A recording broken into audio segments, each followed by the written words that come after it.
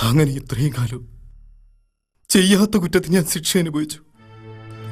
റെജീനാനോടും എന്റെ കുട്ടീനോടും ചെയ്ത ക്രൂരതയ്ക്ക് ഞാൻ തന്നെ ഏറ്റുവാങ്ങിയതാണ് ഈ ശിക്ഷ. ഇപ്പോഴും എന്റെ ഭാര്യനെയും കുട്ടീനെയും എനിക്ക് മറക്കാൻ കഴിയുന്നില്ല.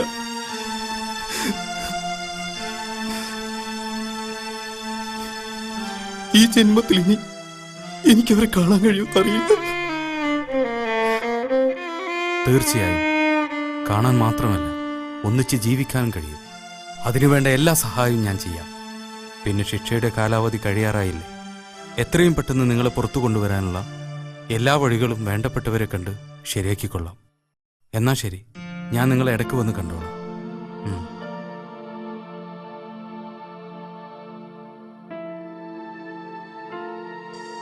ഇതാണ് ആചാര്യ നടന്നത്. ഇതിൽ അറിഞ്ഞുകൊണ്ട് ആരാണ് കുറ്റക്കാര്? റജീനയോട് ചെയ്ത എല്ലാ തെറ്റിനും അബു ശിക്ഷ അനുഭവിച്ചു കഴിഞ്ഞു. ജയിലറക്കുള്ളിൽ കഴിയുമ്പോഴും അവന്റെ മനസ്സിൽ റജീനയും മകളും മാത്രമായിരുന്നു. ഇനി ഇവളുടെ ജീവിതത്തിലേക്ക് വേറെ ആര് വന്നാലും ഈ കുട്ടിക്ക് ജന്മം നൽകിയ വാപ്പയാകാൻ കഴിയുന്നു. വാപ്പയെപ്പോലെ ഒരാളാകാനല്ലേ കഴിയും. ഞാൻ ഈ കാര്യം മുൻകൂട്ടി പറയാതിരുന്നത് എനിക്കിതൊന്നും ഇഷ്ടപ്പെട്ടില്ലെങ്കിലോ എന്ന് വിചാരിച്ചിട്ടാണ്. ഞങ്ങൾക്ക് നിങ്ങളെ സ്നേഹിക്കാനേ അറിയും, ദുഃഖിപ്പിക്കാൻ കഴിയില്ല. അബുവിന് കൊടുത്ത വാക്കുപ്രകാരം റജീനയും മോളെയും അവൻ വരുന്ന ഈ നിമിഷം വരെയും കാത്തുസൂക്ഷിക്കാൻ കടമപ്പെട്ടവനാണ് ഞാൻ. ഹൈദ്രോസിൽ നിന്നും റജീനയെ രക്ഷിക്കാൻ നിങ്ങളോട് എനിക്ക് നുണ പറയേണ്ടി വന്നു. നിങ്ങൾ എന്നോട് ക്ഷമിക്കണം. നന്മയ്ക്ക് വേണ്ടി ഒന്നല്ല 9 നുണ വേണമെങ്കിലും പറയാം മോനെ. ആചാര്യ, ഇവരെങ്ങളെ കൈകൊണ്ട് ചേർത്ത് വെക്കേ. മക്കളെ, ഈ പുതിയ ജീവിതത്തിന് പടച്ചോന്റെ എല്ലാ കൃപയുണ്ടാവും. അൽഹംദുലില്ലാ.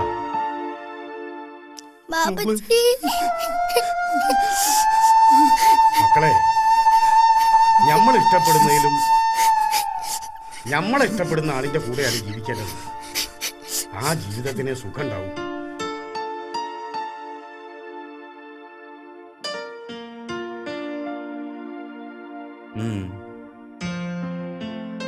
മോനെ നിഷാദേ, അന്നെ നമ്മൾ വല്ലാതെ തെറ്റിദ്ധരിച്ചു. ഒരു പെണ്ണിനെ കണ്ടാൽ മനുഷ്യത്വം മറന്ന് കഴുകനെ പോലെ അവളുടെ ശരീരം പിച്ചു ചീന്താനും, ഇനി അതിന് അവൾ വഴങ്ങിയില്ലെങ്കിലോ അപവാദങ്ങൾ പറഞ്ഞ് അവളെ താറടിച്ച് ജീവിതം നശിപ്പിക്കുന്ന ഈ സമൂഹത്തില് സത്യം നിലനിർത്തുന്ന അന്റെ മാതിരി ആളുണ്ടല്ലോ. ഈയാണ് മനുഷ്യൻ. അന്റെ മാതിരിയുള്ള ആളുകളാണ് നമ്മുടെ നാടിന് ആവശ്യം. പുതിയ തലമുറ അന്നെ കണ്ടു പഠിക്കട്ടെ. ആർത്തി പൂണ്ട് 10 100 100 10,000 പിഴ പിടിച്ച് നെട്ടോട്ട് ഓടുന്ന മനുഷ്യർക്ക് സഹജീവികളുടെ വേദനയോ നൊമ്പരോ കേൾക്കാൻ ഒട്ടും സമയമില്ല. നിങ്ങൾ ചെയ്യുന്ന ഈ പുണ്യ പ്രവൃത്തി കണ്ട് നാടുണരട്ടെ. നിങ്ങൾ ഈ നാട്ടിക്ക് വന്നപ്പോ ആദ്യം നിങ്ങളെ കുറ്റം പറഞ്ഞത് ഞാനാ. അതിന് കാരണമുണ്ട്. ആരെന്ത് പ്രവൃത്തി ചെയ്താലും അതിന്റെ പിന്നിലൊരു ലാഭക്കണ്ണുണ്ടാകും. ഇത്ര കാലം അതാ നമ്മൾ കണ്ടിട്ടുള്ളത്. നാളെ സാന്ത്വനത്തിന്റെ വണ്ടി ഈ വഴിക്ക് വരുമ്പോ നിങ്ങളെ കൂടെ പ്രവർത്തിക്കാൻ ഈ നാട്ടിൽ നിന്ന് ഒരാൾ കൂടി ഉണ്ടാവും. ഹൈദ്രോസേ, മനുഷ്യന്മാരെ കണ്ടില്ലേ ഈ? ഇനിയെങ്കിലും അതുപോലെ മനുഷ്യനായി ജീവിക്കാൻ നോക്ക്. പടച്ചോന്റെ കിതാബില് ഈ ചെയ്ത പാപത്തിന്റെ കണക്കാണ് കൂടുതൽ ഉണ്ടാവുക. അതൊക്കെ ഒന്നും അറിയാത്ത എന്റെ മക്കളും കൂടി അനുഭവിക്കേണ്ടി വരും. അത് മറക്കണ്ട.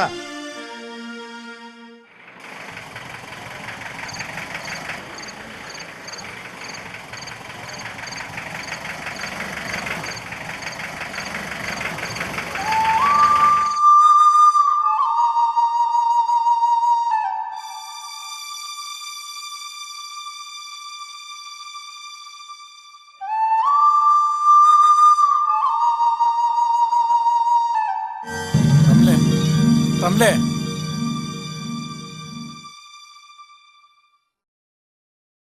എന്താ ഇത്? നിങ്ങൾക്ക് വേണ്ടി ഒരുക്കിയതാ. ഭർത്താവിന്റെ ഏത് ഇഷ്ടവും ആഗ്രഹങ്ങളും സാധിച്ചു കൊടുക്കുന്നതല്ലേ ഭാര്യയുടെ കടമ. എന്നിൽ നിന്ന് കിട്ടാത്ത വല്ല സുഖങ്ങളോ സൗഭാഗ്യങ്ങളോ ഉണ്ടെങ്കിൽ അതെന്റെ ഭർത്താവിന് കിട്ടാണ്ട് പോവരുത്. അതെനിക്ക് സഹിക്കാൻ കഴിയില്ല.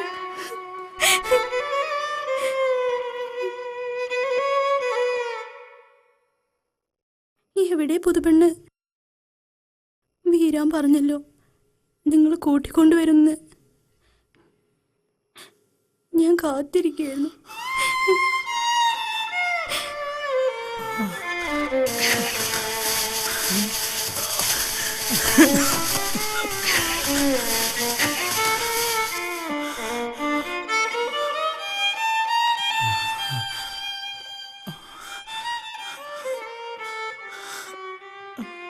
എന്താ നിങ്ങൾക്ക് പറ്റിയത്?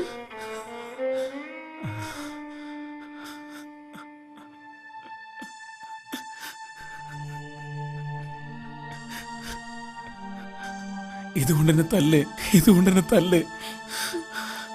എന്നെ തല്ല്.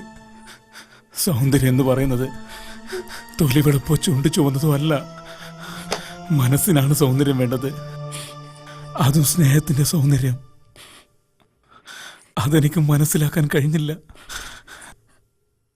ഈ ലോകത്തുള്ളൊരു പെണ്ണിനും എൻ്റെ അത്ര സൗന്ദര്യമില്ല. നിന്റെ ഭർത്താവാകാനുള്ള ഒരു യോഗ്യതയും എനിക്കില്ല. എന്നോട് ക്ഷമിക്ക്.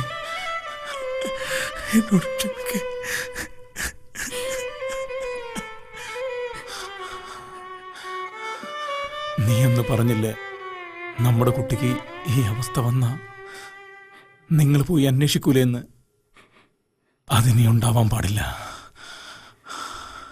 ഇന്നലെ എൻ്റെ വാപ്പ ചെയ്ത തെറ്റ് ഇന്ന് ഞാൻ ആവർത്തിച്ചാൽ നാളെ എൻ്റെ കുട്ടികൾക്ക് ആഗതി കേടുവരും. അതിനെ ആവർത്തിക്കാൻ പാടില്ല.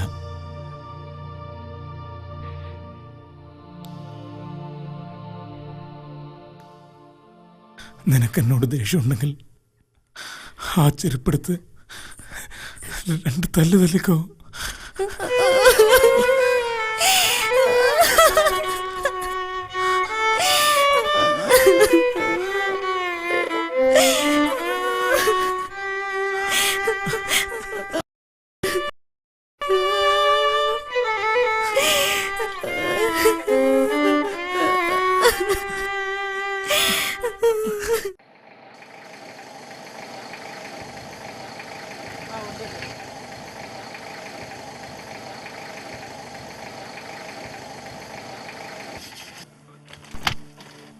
ആ ബേബി ചേട്ടാ, എന്തവിടെ തിരക്ക്?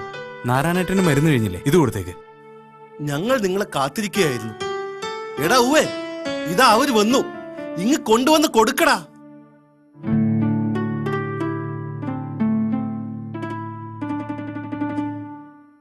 ജനങ്ങളിൽ നിന്നും കിട്ടുന്ന വരുമാനം കൊണ്ടല്ലേ നിങ്ങൾ ഈ പുണ്യപ്രവൃത്തി നടത്തുന്നത്?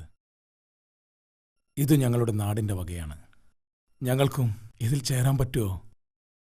ഇതിൽ ചേരാൻ എന്തൊക്കെ യോഗ്യതയാണ് വേണ്ടത്? കേൾക്കാനുള്ള ക്ഷമയും സ്നേഹമുള്ള ഒരു മനസ്സുണ്ടെങ്കിൽ നിങ്ങൾക്കിതിൽ ചേരാം.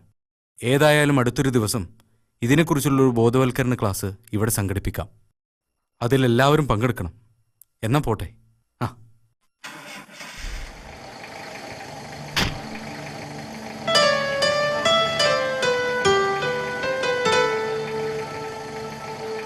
നിക്കി മക്കളെ, നിക്കി, ഞാനുണ്ട്. നിക്കി, ഞാനുണ്ട്. ബേബിയേ, ഇന്ന് മുതൽ ഞാൻ ഇവരുടെ കൂടെയാണ്.